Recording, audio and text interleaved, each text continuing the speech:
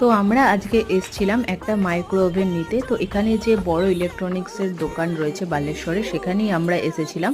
তো আসার পরে আমরা মাইক্রো ওভেনের বিভিন্ন ব্র্যান্ডগুলো চেক করছিলাম, কোনটার কি ফাংশন, কোনটা কেমন প্রাইস রেঞ্জ, সব কিছুই চেক করছিলাম। আর আমাদের মাইক্রো ওভেন আমরা নিচ্ছিলাম জাস্ট খাবার দাবার গরম করার জন্য, কারণ মাইক্রোওয়েভ অপারেটটা অত ভালো করে মা বা বাবা কেউই করতে পারে না।